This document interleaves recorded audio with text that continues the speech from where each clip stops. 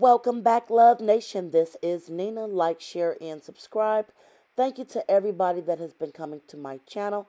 Like this video, share this video. This is the last part 3 series of Sonstar Peterson's IG Live Uncut.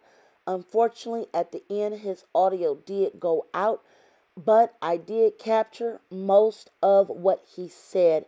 And this interview definitely was very telling concerning what is going on with Tory Lanez. Share your comments below, you guys. Like, share, and subscribe, and hit that notification bell. I'm about to play this uncut live all the way through and hit that thumbs up. Here we go. Pressure that it takes to form a diamond from what? Just what we would consider coal, carbons, coal. So sometimes in life, if you are going to be everything that you can possibly be, if the beauty that is on the inside of the creativity that's in you is going to come out, sometimes you're going to go through fire. You're going to go through pressure. Don't fear it. Don't fear it. Don't let people make you fear that. So let me go back to some 2.5 plus years ago. When all of this stuff happened, a lawyer entered into the picture, a man by the name of Alex Spiro. He is a former DA in New York. He used to be the NBA's spin doctor. He was their go-to guy for NBA ball players. And then he went into private practice or became a part of a firm. And this man has been on the record. It's not something I'm making up. It's already out there on the internet years ago. He said, when I'm going to try a case of a high-profile case, I first try it in the court of public opinion. And so that's what they did. The strategy was basically to paint a smear campaign against a young man, an artist, to try to make him feel or try to make the public believe that he is the worst person that's ever walked on the planet.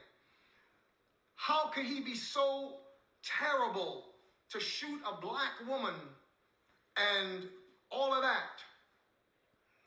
Some of the people who piled on, some of them, when they say a black woman, they sound so insincere because they never cared about black women before that, but all of a sudden this became a good narrative. It boosted views. It gave more likes. It sounded really, really wonderful. And, you know, for them to be on the side of this defenseless black woman.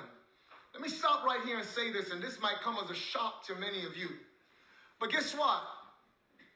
Both my son, myself, and others of our family have long decided that we are not going to hold any animosity against Megan Pete, a.k.a. Megan Thee Stallion. We forgave that girl long time ago, because again, we know that the principle of forgiveness is important in order to cleanse one's heart, to cleanse one's soul, and to not be, you know, bound up with hatred and you know, hatred, trust me, resentment, bitterness, those things can actually cause diseases of the bones. It has been proven, and it can cause sickness in your body because you're holding on to something that is negative against the real life force in your life. So whatever you do in life, no matter how hard it is, forgive, because forgiveness is not for the other person, it's for you. It's for you. And so that's what we decided. Some will actually, no doubt, question, is he actually saying that Tory forgave Megan for all of what's going on? Yes, we have forgiven her.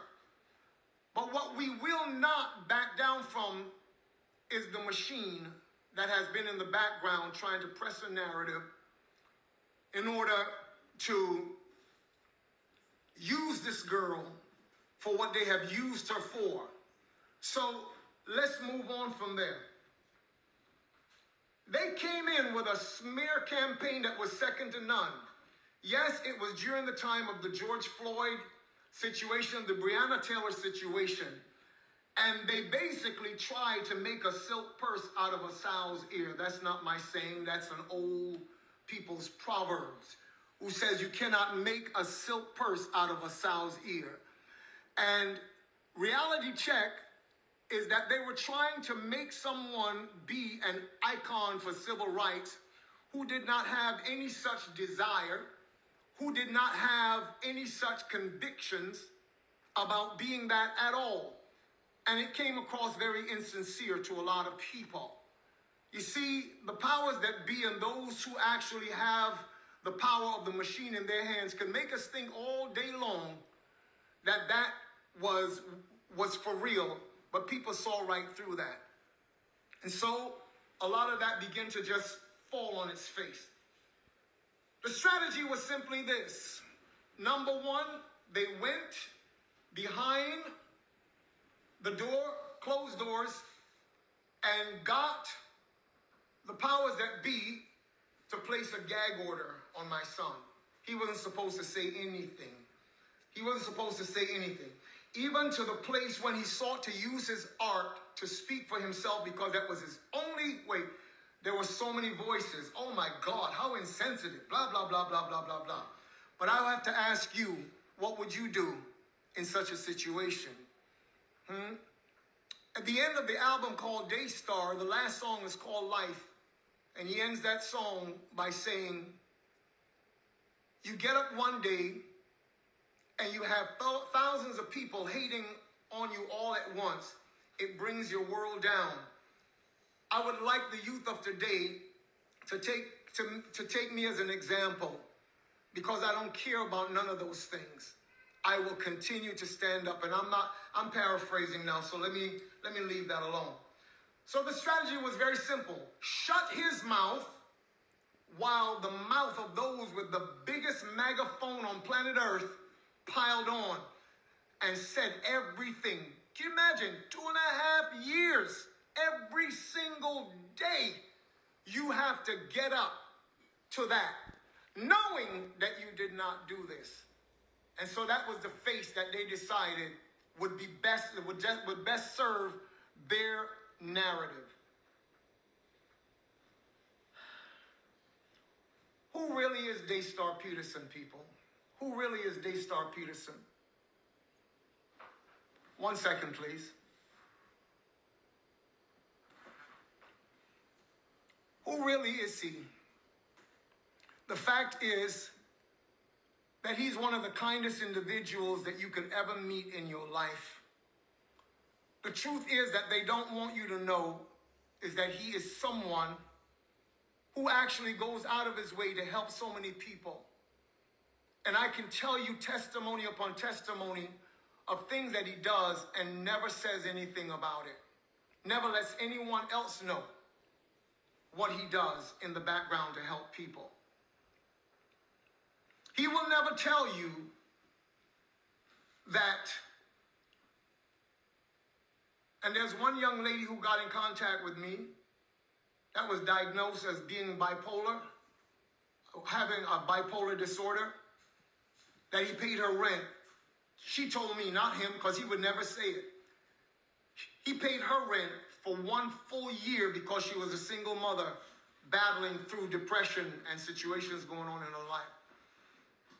He will never come and tell me what every security personnel that's ever worked for and with him has told me one by one, independent of each other. I've never worked with a celebrity like this. I've worked with others. Sometimes they make us stand outside as they go inside and have meals and do all this. He has never treated us like that. He's only ever treated us like family. But yet the world will try to make you think that this is the worst kind of human being, and it's not true. So I can't continue to sit here and just hear this over and over and over and over again and say nothing. Now my son is fighting for his life because of things that have been done in a terrible way. And they would have us to just do nothing, just say nothing. But today I'm asking you to help me to get the real story out. Because I did not realize in the beginning, when this media war started, what the end result of it would really be. I didn't realize what the strategy really was and how there are those who felt it necessary to push this narrative and what they were pushing it for. And so here we are. But this is not just about Daystar. This is not just about him. It's really about the fact that these kinds of injustices have been happening for a long time, and they go in secret. Nothing is ever said. People are being destroyed. Families get torn apart. Oh yes, I know that there are real crimes in our society, and I don't condone any of it. I don't believe anybody should be victimized by anybody.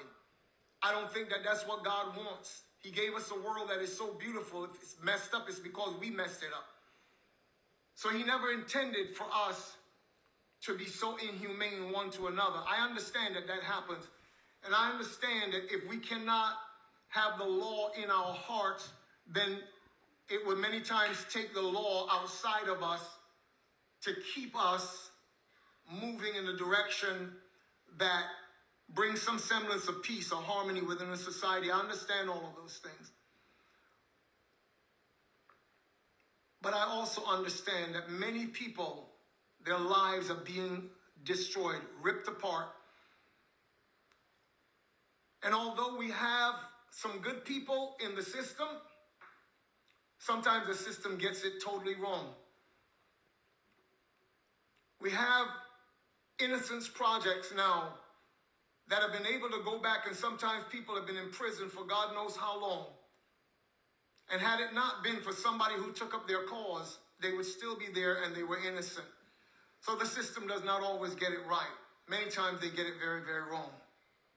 Has anybody ever told you that for the past 3-4 years, Daystar Peterson, aka Tory Lanez, has been on the board of Unite the People, which is a prison reform platform and initiative run by a very faithful and dedicated man, Caesar McDowell? Has anybody ever told you that he has been on that board for almost 4 years, and that he has many times used his own resources to ensure that people come out of prison that were wrongly incarcerated or unduly sentenced?